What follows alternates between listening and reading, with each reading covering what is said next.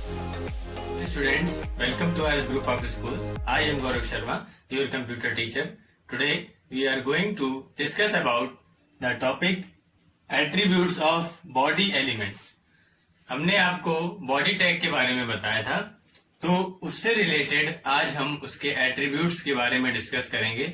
आपको HTML में HTML के पेज क्रिएट करना बताया जा चुका है कि किस तरीके से हम एक सिंपल वेब पेज को क्रिएट करते हैं। उसको हमने आपको उसका डिमॉन्स्ट्रेशन भी दिखाया था कि किस तरीके से आप पेज को बनाएंगे, कैसे क्रिएट करेंगे, कैसे उसको सेव करेंगे और किस तरीके से उसको हम रन करेंगे। तो ये सब चीजें हम डिस्कस कर चुके हैं। उसमें हमने आपको लास्ट क्लास में आपको हेडिंग टैग बताया था और साथ ही साथ में बॉडी टैग बताया था। बॉडी टैग की स्टार्टिंग बताई थी कि कैसे आपको बॉडी टैग को यूज करना है अपने पेज में। अब हम बॉडी टैग के अंदर बहुत सारे एट्रीब्यूट्स आते हैं, ठीक है। तो वो एट्रीब्यूट्स क्या होते हैं, हमारे पेज को बहुत ही अट्रैक्टिव और अलग तरीके का बनाने के में यूज होते हैं, ठीक है।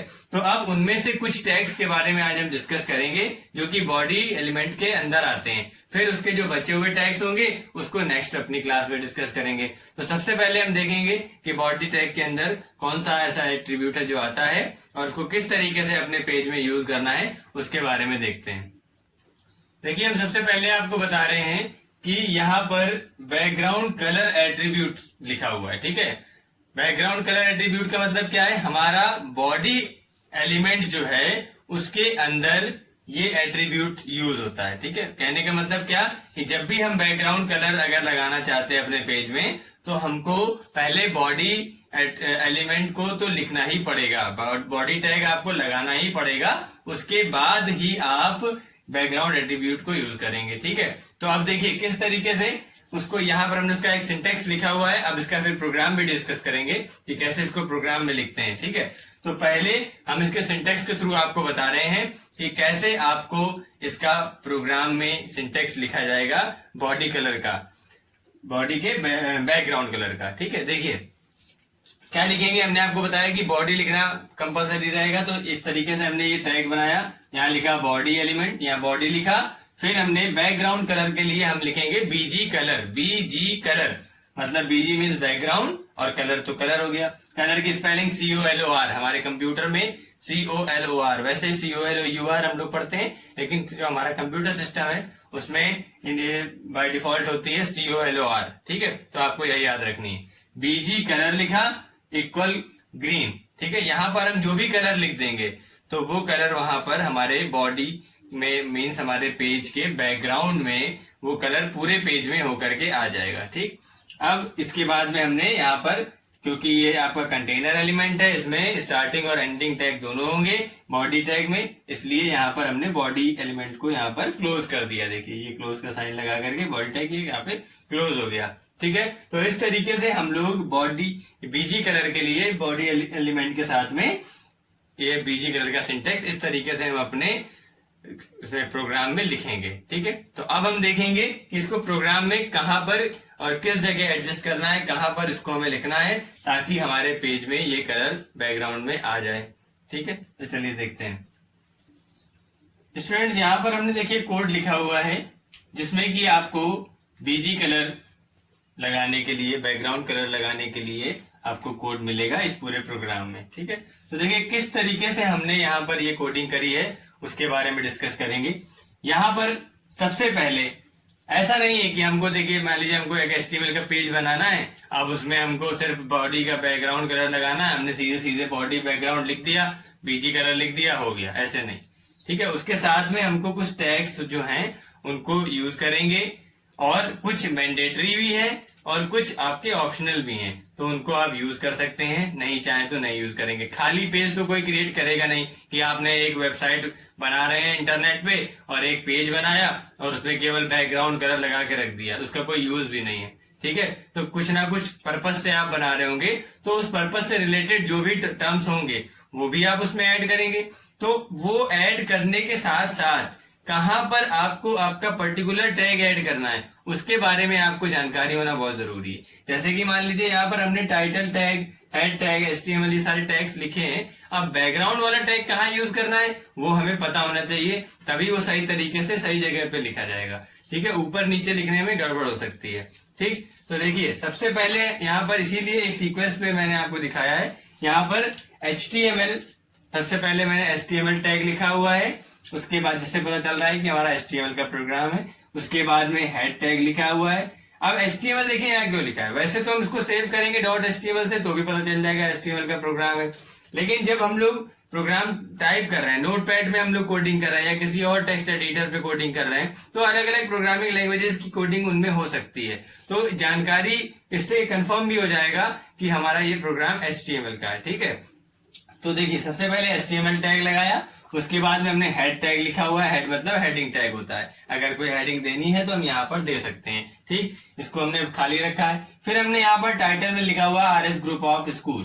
ठीक है, मतलब कि यहाँ पे होता क्या है कि टाइटल में आपने जो भी लिख दिया, ठीक, जो भी आपने टाइटल में लिखा हुआ है वो आपका एज इट इज जा करके लिख जाएगा उसके टाइटल बार पे, यहाँ पर कॉर्नर पे। जैसे आपको बताया गया था कि आपने कोई गूगल, आपने उसमें सर्च इंजन पे कोई वेबसाइट टाइप करी, मान लीजिए गूगल ही आपने टाइप कर दिया, या आपने कोई SBI की वेबसाइट www.sbi.co.in आपने इतना टाइप कर दिया। जब वो वेबसाइट ओपन हो जाएगी तो ओपन होने के बाद में आप देखेंगे यहाँ टाइटल बार पे SBI या जो भी जिस नाम से उसका टाइटल होगा वो यहाँ पर लिख करके आ रहा होगा, स्टेट बैंक ऑफ इंडिया, वो टाइटल पे लिख करके आएगा। ठीक है, इसी तरीके से इसके टाइटल में आएगा RS ग्रुप ऑफ स्कूल्स। ठीक है, अब इसके बाद में टाइटल को हमने यहीं पे क्लोज कर दिया। कौन सा टैग कहाँ क्लोज करना है, कहाँ ओपन करना है, इसकी जानकारी होना भी बहुत जरूरी है। आगे पीछे करेंगे तो पेज में आप लिखेंगे कुछ और वहां पर हो सकता है वो टैग से रिलेटेड जो भी आपने डॉक्यूमेंट, जो भी डेटा दिया है वो वहां पर शो ही ना हो। ठीक है, इसलिए प्रॉपर प्लेस पे उसको ओपन करना, प्रॉपर प्लेस पे क्लोज करना, इसका भी जानकारी हमको होना चाहिए। ठीक है, तो इसीलिए देखिए आज हम आपको ये बोर्ड पे पूरा एक एक चीज प्रॉपर समझा रहे हैं ताकि आपको ओपन क्लोज करने की प्लेस भी क्लियर हो जाए। अब इसके बाद में आपने जैसे ही यहाँ पर ये लिखा टाइटल क्लोज कर दिया, क्लोज करने के बाद यहाँ पर हमने यहाँ पर आपको दिया है लाइन की कहाँ आपको लिखनी। यहाँ आप लिखेंगे बॉडी टैग, आपने बॉडी लिखा, आप बीजी कलर, जैसे आपको अभी सिंटैक्स में बताया था, बीजी कलर, जो भी कलर आपको देना है वो कलर दे दिया। स्पेलिंग सही लिखेंगे तभी कलर आएगा, स्पेलिंग मिस्टेक कर देंगे यहाँ पे कलर की तो भी गड़बड़ हो जाएगा। ठीक है, इसके बाद में welcome to RS group of school यहाँ पर लिखा हुआ है। इसका क्या मतलब है कि आपके वो पेज में जहां पर बैकग्राउंड आपने दिया है वहां पर ये एक लाइन भी लिख करके आ जाएगी, अगर हम ना लिखें तो नहीं भी आएगी। ठीक है, तो ये ऑप्शनल है लाइन। ठीक, आपको यहीं पे मैटर जो चाहे वो दे सकते हैं, तो हमने यहाँ पर मैटर ये दे दिया, ये लाइन वहां पर लिख करके आएगी। इसके बाद में बॉडी टैग, इतना लिखने के बाद हमने बॉडी टैग को क्लोज कर दिया। क्लोज करने के बाद में हमने हेड टैग यहाँ देखिए ओपन किया था, क्लोज कहीं नहीं हुआ था, तो पहले हेड टैग और सबसे लास्ट में, ठीक है, सबसे लास्ट में जो हमारा सबसे पहला वाला टैग है मींस HTML टैग, वो क्लोज किया जाएगा। तो हमने सबसे लास्ट में ये HTML टैग को क्लोज कर दिया, हमारा पूरा प्रोग्राम बन गया। आपको पता है इसको कैसे सेव करना है, एक बार फिर से डिस्कस कर ले रहे हैं। आपको बताया भी है, रन करके भी दिखाया है प्रोग्राम कैसे सेव करेंगे। ऊपर जाके नोटपैड की फाइल खुली हुई है, नोटपैड पे हम ये टाइप करे हुए हैं। ठीक है, अब नोटपैड पे जैसे ही आपने टाइप कर लिया, उसके नोटपैड के फाइल के ऑप्शन पे जाएंगे, सेव एज के ऑप्शन पे जाएंगे। सेव एज के ऑप्शन पे जो भी विंडो खुल के आएगी वहां पर आप अपनी फाइल का नेम लिखेंगे, जो भी फाइल का नेम लिखना है आप फाइल का नेम, फाइल नेम, ठीक है, फाइल नेम के साथ में .html के नाम से उस फाइल को आप सेव पे क्लिक कर देंगे। जाके फाइल नेम .html जैसे ही लिख करके आप सेव करेंगे तो आपके डेस्कटॉप पे जाकर के या जहां पे भी आपने फाइल सेव करी है वहां पर एक आइकन बन के आ जाएगा आपके ब्राउजर का आइकन। ठीक है, जो भी ब्राउजर आपके सिस्टम पे पड़ा होगा, इंटरनेट एक्सप्लोरर या मोजिला फायरफॉक्स, गूगल क्रोम, जो भी डिफॉल्ट ब्राउजर, अगर एक से ज्यादा है तो जो डिफॉल्ट ब्राउजर होगा उसी का आइकन वहां पर बन के आ जाएगा इस फाइल नेम के नाम से। ठीक है, नोटपैड की फाइल वहां पर नहीं शो हो रही होगी, आपकी ये फाइल वहां पर शो होगी। ठीक है, अब उस फाइल को आप जैसे डबल क्लिक करके या राइट क्लिक करके जैसे भी करके ओपन करेंगे तो आपका ये पेज खुल करके आ जाएगा। बैकग्राउंड में जो कलर दिया था वो कलर होगा और जो भी मैटर आपने लिखा है वो मैटर उसमें आपको टाइप्ड मिलेगा। साथ ही साथ टाइटल में जो आपने लिखा हुआ है वो टाइटल बार पे लिख करके आएगा।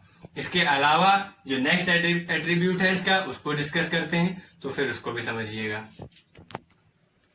स्टूडेंट्स, अब हम आपको टेक्स्ट एट्रीब्यूट्स के बारे में बताएंगे जो कि बॉडी एलिमेंट के अंदर आता है। तो टेक्स्ट एट्रीब्यूट में देखिए होगा क्या कि जो भी आप टेक्स्ट लिखे हुए हैं, जैसे कि अभी आपने पिछले प्रोग्राम में देखा था, हमने लिखा था welcome to RS group of schools. तो उस प्रोग्राम में जो हमने ये टेक्स्ट लिखा है उसका कलर भी हम चेंज कर सकते हैं। तो वो चेंज करने के लिए हमें टेक्स्ट एट्रीब्यूट को यूज करना पड़ेगा। तो हम देखते हैं कि कैसे हम टेक्स्ट एट्रीब्यूट का यूज करते हैं अपने प्रोग्राम में।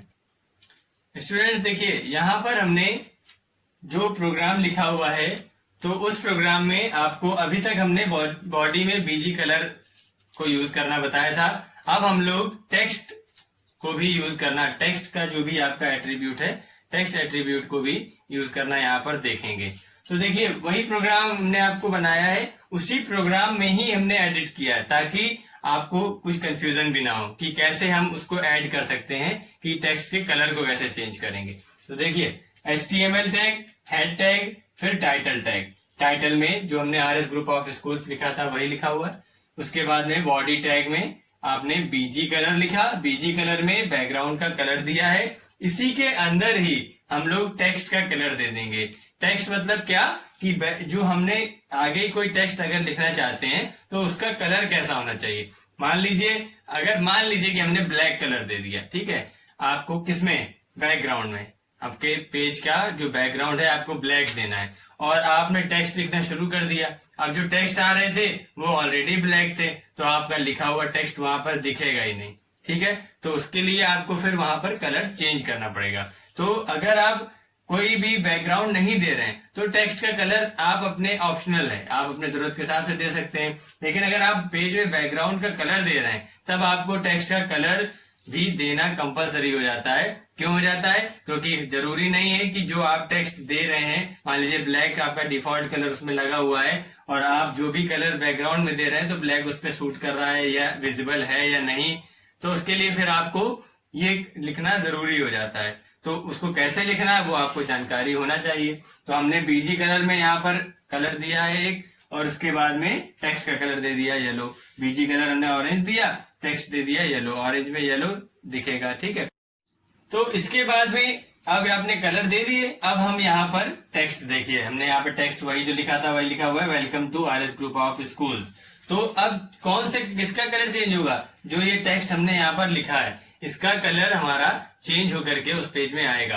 पहले हम जो पहले वाले प्रोग्राम में हमने यहाँ पर ऑरेंज जो भी कलर जहाँ दिया हुआ था, तो और इसका कलर टेक्स्ट का चेंज नहीं किया था, तो उसमें वो बाय डिफॉल्ट जो कलर होता वो होता, वही आता वहां पर। लेकिन यहाँ पर हमने कलर दे दिया तो इस तरीके से यहाँ पर ये कलर वहां पर ऐड होकर के उसमें आएगा।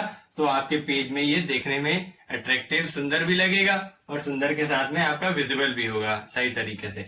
फिर हमने यहाँ पर बॉडी टैग को क्लोज कर दिया है, हेड टैग को क्लोज कर दिया और HTML टैग को हमने यहाँ पर क्लोज कर दिया। इस तरीके से हमारा प्रोग्राम बना। इसको भी वैसे ही सेव करके और रन करके हम लोग देख सकते हैं। तो इस तरीके से ये हमारे बॉडी टैग के कुछ एट्रीब्यूट्स थे जिनको हमने डिस्कस किया। इनके और भी बहुत सारे एट्रीब्यूट्स हैं जिनको हम लोग नेक्स्ट क्लास में डिस्कस करेंगे। तो पहले इनको आप समझिए, है ना, इसको समझने के साथ में लिखिए, लिख कर देखिए, याद करिए और उसको समझ के देखिए। इसका डेमोन्स्ट्रेशन भी आपको पिछले प्रोग्राम्स का भी देखा है, इसका भी हम आगे देखेंगे ताकि आपको अच्छी तरीके से ये क्लियर होते जाएंगे। और जो जो प्रोग्राम्स आपको बताए जा रहे हैं उनको तैयार करते चलिए स्टेप बाय स्टेप, ताकि आपके आगे के जो प्रोग्राम्स हो आपको अच्छी तरीके से समझ में आए। तब तक के लिए keep studying and be happy always. Thank you.